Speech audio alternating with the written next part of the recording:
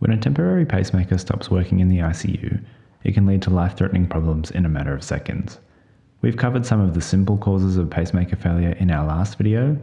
This video will walk you through some of the more complicated issues that can arise and what to do about them.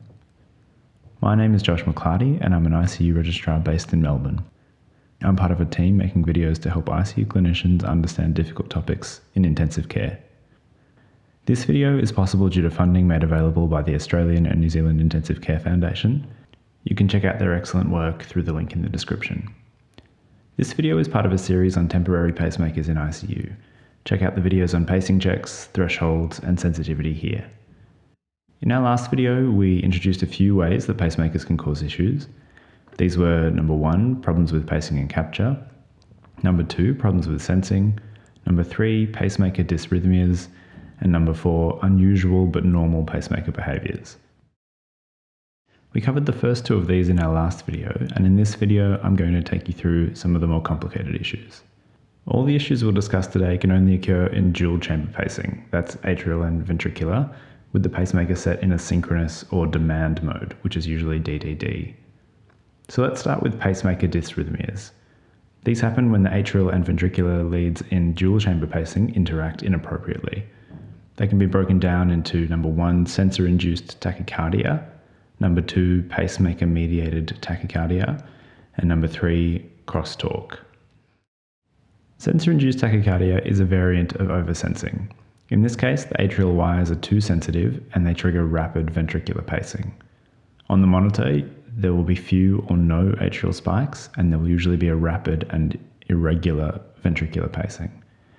The maximum possible ventricular rate will be the upper rate that's set on the pacemaker, or the maximum tracking rate. On the pacemaker, the atrial sensing light will be flashing rapidly, as will the ventricular pacing light. This should be treated the same as oversensing. Switch to an asynchronous pacing mode if unstable, or fix the sensitivity with a pacing check if the patient is stable. This can also be fixed by turning atrial tracking off. This will switch the pacemaker from DDD to a DDI mode, which will stop ventricular pacing in response to atrial sensed activity, and this can prevent inappropriately high pacing rates. Some modern pacemakers have the ability to detect atrial arrhythmias like AF and can do this automatically. Sensor-mediated tachycardia can also refer to an issue with modern permanent pacemakers. These incorporate sensors to detect an increase in metabolic demand, for example when exercising, which then modulate the pacing heart rate.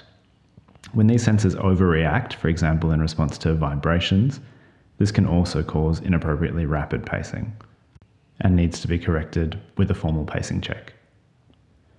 Pacemaker-mediated tachycardia, or PMT, is a type of reentrant tachycardia, similar to AV and RT.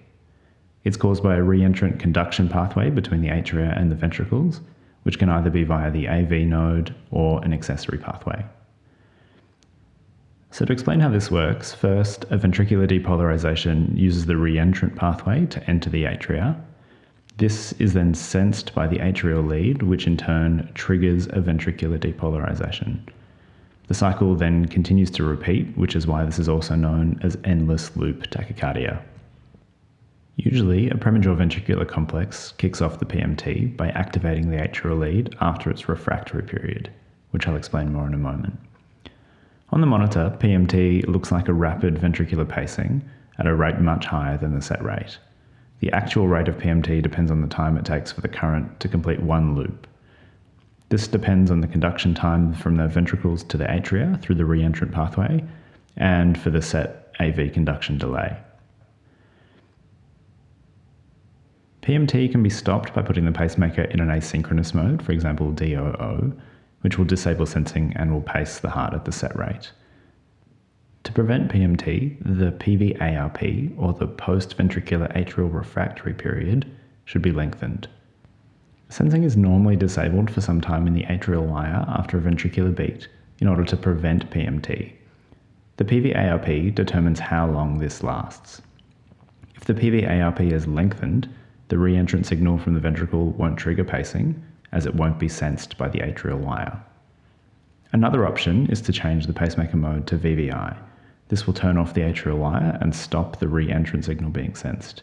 However, the patient will also lose the benefit of synchronized atrial contraction. Crosstalk can be thought of as the reverse of PMT. Here, an atrial depolarization is sensed by the ventricular wire as ventricular activity. This inhibits the ventricular pacing impulse, and the ventricles don't contract. On the monitor, this looks like atrial pacing spikes and P waves, but with no ventricular pacing spikes or QRS complexes.